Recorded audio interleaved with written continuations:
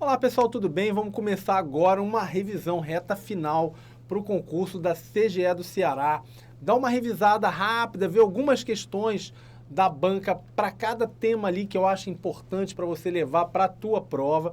Revisão, jogo rápido para não gastar o teu tempo, que eu sei que você precisa também descansar um pouquinho de noite e tal. Então é só para a gente dar pegar aqueles últimos temas para você levar isso fresco para a tua prova. Então vamos lá.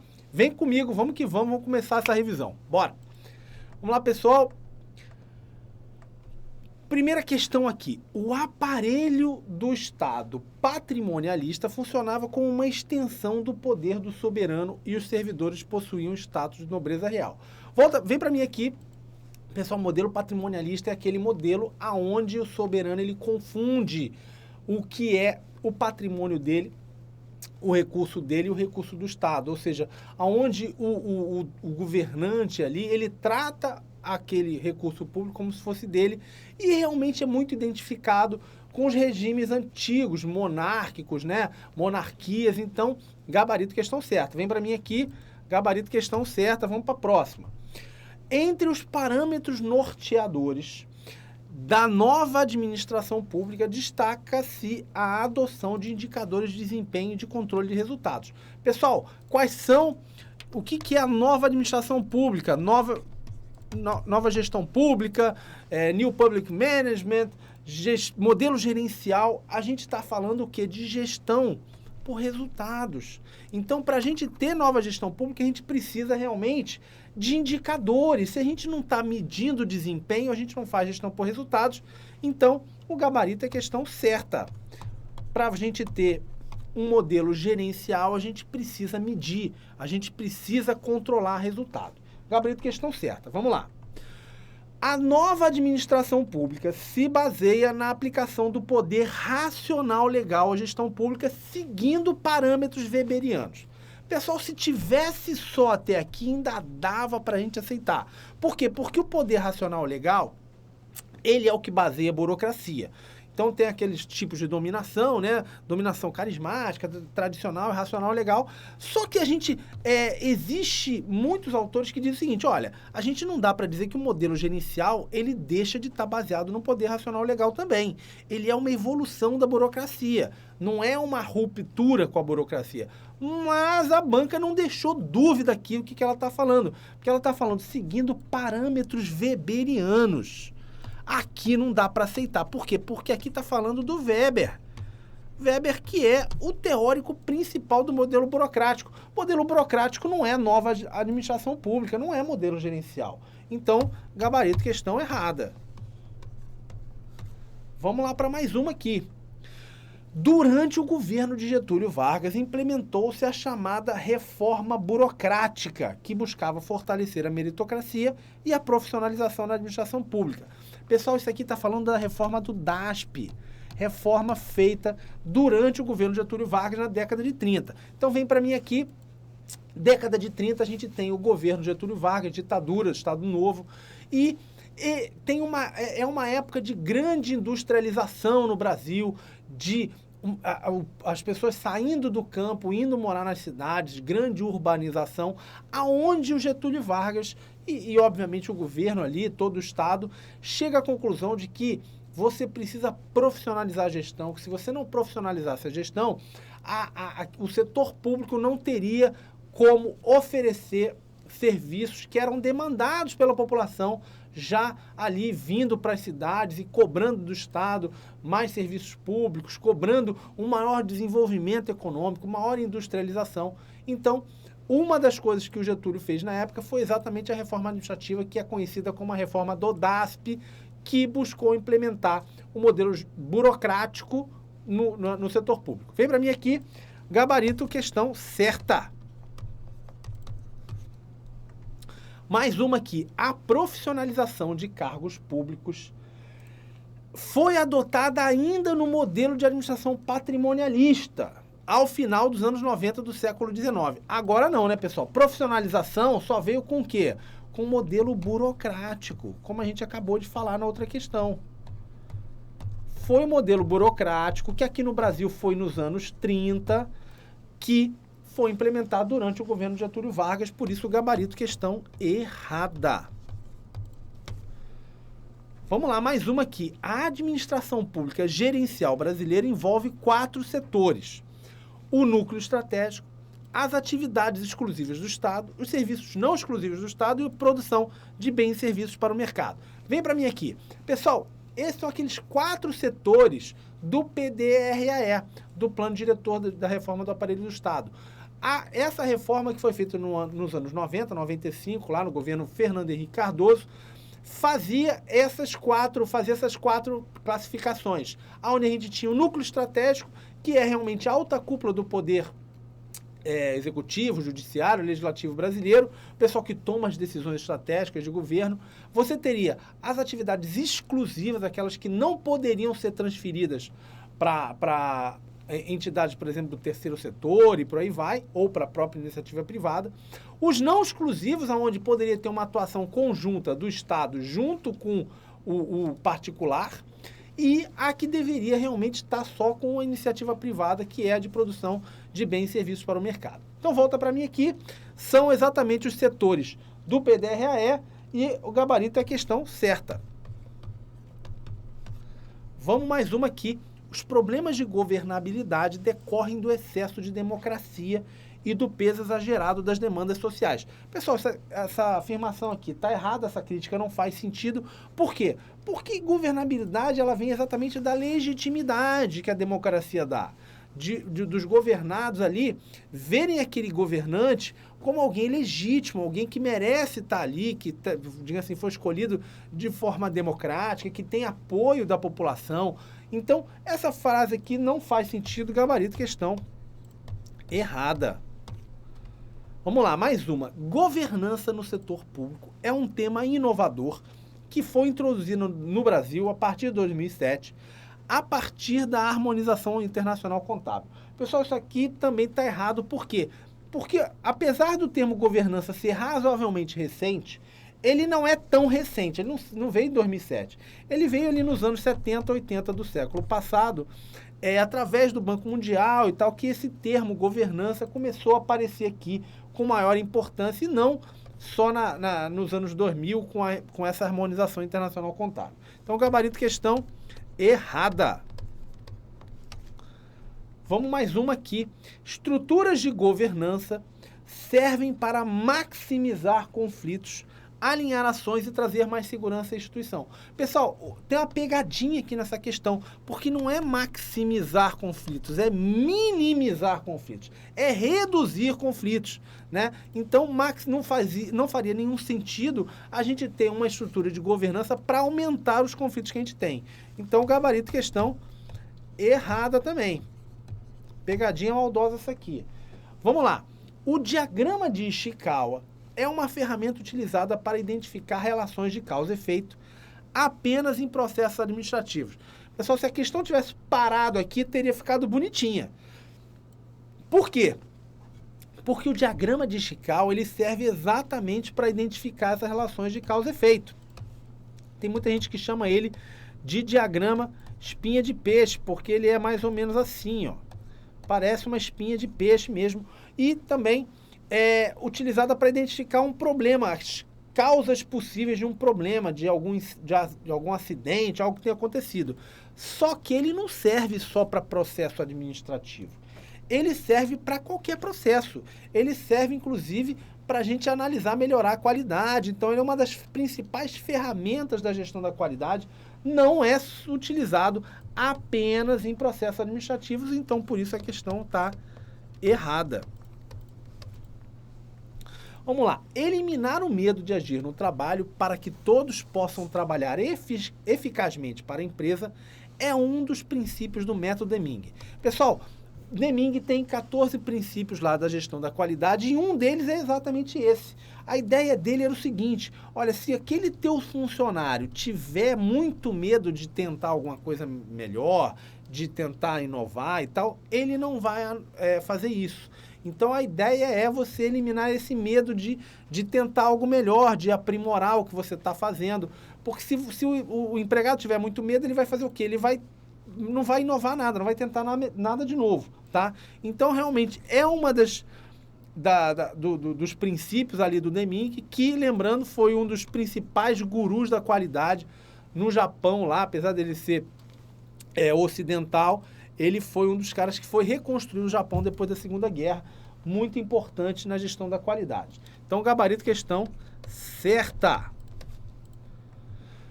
No ciclo PDCA, definir metas, executar tarefas, verificar resultados e atuar corretivamente, referem-se respectivamente às etapas de planejamento, execução, verificação e ação. Pessoal, o que é o PDCA? O Plan, Do, Check, Act. PDCA. Planejamento, execução, checagem ou verificação e atuação, né? Então, é exatamente o que ele está falando. Definir metas seria o planejamento, executar, que seria o do, verificar, que seria o check, e o act, atuar corretivamente. Então, é um processo, uma ferramenta de melhoria contínua dos processos. Tá bonitinho. Gabarito, questão certa. Mais uma aqui. A gestão por competências visa aproximar ao máximo as competências existentes na organização daquelas necessárias para a consecução dos objetivos organizacionais. Pessoal, gestão por competência, vem para mim aqui. É uma maneira de você gerir a organização tendo as competências como foco. Então, você tem ali os objetivos organizacionais, objetivos estratégicos da organização, e você analisa, olha, quais são as competências que eu preciso ter para que a organização atinja seus objetivos. Com isso, você identifica quais as que você tem, aonde você quer chegar e o que você precisa desenvolver ou captar para chegar lá. Então, gabarito, questão certa, volta para mim aqui. Belezinha, gabarito, questão certa.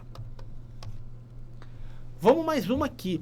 Em processos de mapeamento de competências, a formulação da estratégia organizacional contribui para a identificação de competências ao definir padrões de desempenho de competências esperadas de pessoas e equipes.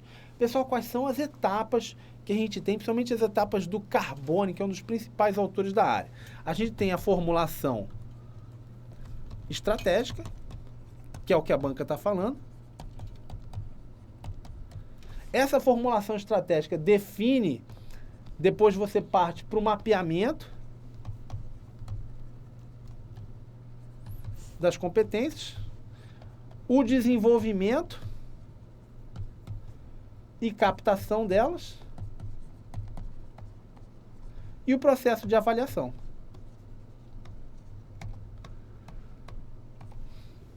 Então, tá certo falar que a formulação da estratégia contribui para você identificar as competências? Claro, é a primeira etapa do modelo. Então, tá certinho. Gabarito, questão certa. Vamos lá. Uma das etapas da gestão por competências é o mapeamento das competências, que permite identificar lacunas existentes entre as competências necessárias e disponíveis pela organização em questão. O mapeamento ele vai te dar exatamente isso, que a gente chama do gap, ou lacuna de competências, que é o que falta, né, pessoal? Ele vai te dizer o seguinte, olha, você precisa ter isso, mas você só tem isso aqui por enquanto. Então, você precisa desse tanto aqui de competências que você ainda não tem, que você precisa desenvolver ou captar. Gabarito, questão certa. Vamos mais uma aqui. No âmbito das organizações, a comunicação é afetada por ruídos que podem alterar ou deturpar a mensagem transmitida de forma imprevisível e que são passíveis de redução por meio da redundância. Pessoal, vem para mim aqui. Primeiro, toda comunicação tem ruído. Ruído pode ser não só o barulho, né, que a gente está pensando, mas qualquer barreira que dificulte ou distorça ali a mensagem que você está enviando. Até aí, beleza, tá? E ela pode ser reduzida com a redundância, ou seja, de você mandar a mensagem por duas formas diferentes. Pode, é uma das maneiras que a gente tem para reduzir esse ruído. Então, vem para mim aqui, preste atenção que ele está falando de passível de redução, não é eliminação. A gente não consegue eliminar por completo o ruído, mas você pode sim reduzir. Gabarito questão certa. Vamos lá, mais uma. Em um contexto organizacional, a comunicação ocorre quando se tem envio de informação exclusivamente de uma pessoa a outra. O pessoal sempre fica esperto quando a banca falar exclusivamente. Nunca, jamais, sempre, porque normalmente é pegadinha. Então, exclusivamente de uma pessoa a outra, não. Eu posso, por exemplo, quem não tem um grupo de zap, né? Acorda aquela tua tia de manhã e manda um bom dia para 200 pessoas. Bom dia, tu recebe 500 bom dia. Isso aí ela tá falando de um para um? Não. Ela tá mandando uma mensagem para inúmeras pessoas. Numa organização, inclusive, você faz isso o tempo todo, tá? Então, não é esse exclusivamente aqui, um para um. Então, gabarito é questão errada. Vamos lá, mais uma aqui. De acordo com os princípios fundamentais estabelecidos na Constituição Federal, assinale a opção que apresenta respectivamente as formas de Estado e de governo adotadas no Brasil. Pessoal, antes vamos ver quais são as formas de Estado. A gente tem o Estado unitário, federação e confederação. Qual é o que o Brasil adota? A federação. Então a gente já elimina aqui a letra C, letra D e letra E. Vamos lá, então a gente está só entre a A e a B. Quais são as formas de governo? Monarquia, república e anarquia. Qual é a do Brasil? República. Então, gabarito letra A. Gabarito letra A, porque a gente é uma federação e a gente é uma república. Belezinha? Show de bola, vamos que vamos. Os direitos trabalhistas, o sistema de ensino público e o sufrágio universal são iniciativas que foram instituídas no Brasil na primeira metade do século XX, que buscavam o chamado estado de bem-estar social. Pessoal, o estado de bem-estar social é aquele estado que oferece uma série de serviços para a população em geral. Então, essa ideia de que você tem uma previdência, que você tem escola gratuita, de que você tem hospital gratuito, de que você tem seguro-desemprego, ou seja, de que você tem direitos ali que não vão te deixar ficar na pior, né? Então, direitos trabalhistas, isso inclui? Inclui. Sistema de ensino público, com certeza. Sufrágio, todo mundo poder votar, beleza. Isso tá certo? Tá certo, pessoal. Gabarito questão certa. Vamos lá. A gestão por resultados na administração pública se beneficia da existência de métricas programáticas robustas e comparáveis ao longo do tempo. Pessoal, gestão por resultado, ela precisa muito de você poder medir. Se você não consegue medir resultados, se você não tem objetivos claros, se você não consegue mensurar desempenho, você não faz gestão por resultado. Então, ele se beneficia da existência de métricas programáticas robustas, com certeza, que possam ser comparáveis ao longo do tempo, claro, gabarito questão certa. Vamos lá. Ao adotar um modelo de gestão por resultados, a administração pública prioriza procedimentos característicos de uma administração burocrática, haja vista que o planejamento passa a ser orientado à ação para o alcance de resultados. O que está errado aqui, pessoal, é que a gestão por resultados ela não está alinhada à administração burocrática, e sim à administração gerencial. Modelo gerencial. Gestão por resultados não é... Quando a gente pensa em burocracia, qual é o controle que tem lá? É o controle de procedimentos, controle prévio, controle legal. Então, gabarito questão errada. Mais uma aqui. A entidade da administração pública indireta criada por meio de lei para o desempenho de atividades específicas com personalidade jurídica pública e capacidade de autoadministração é a... Pessoal, a única que encaixa aqui é a autarquia. Fundação privada não é criada por meio de lei. Nem sociedade de economia mista, empresa pública e empresa subsidiária. Nesses casos aqui, a lei autoriza a criação. Só a autarquia que é criada por lei. Além disso, personalidade de direito público também não tem. A fundação privada não tem a sociedade de economia mista, nenhuma dessas aqui. O único que encaixa aqui é mesmo a autarquia. Vamos que vamos. As entidades que integram A administração pública indireta inclui as autarquias, as empresas públicas e a sociedade de economia mista. Relembrando, pessoal, o que tem a administração indireta? Autarquias, fundações, empresas e sociedade de economia mista.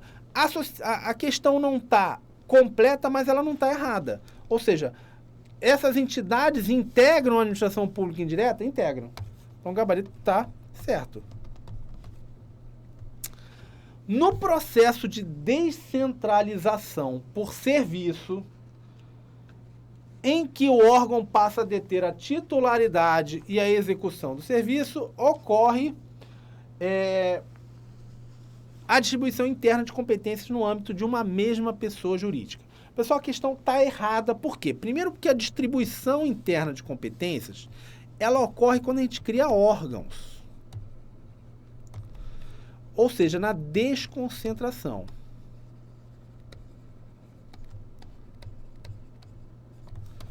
A descentralização por serviço é também chamada de descentralização por outorga. É aquela que a gente realmente transfere a titularidade, né?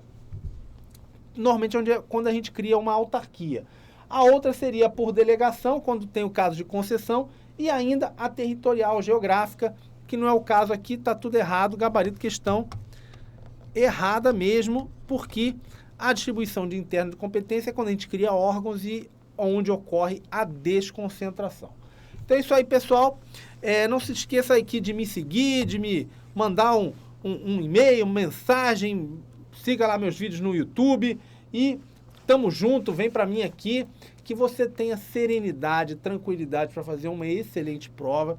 E aí tamo junto, quando sair aí a prova, a gente vai ver se resolve aí o gabarito preliminar para vocês. Um grande abraço e até a próxima. Tchau, tchau.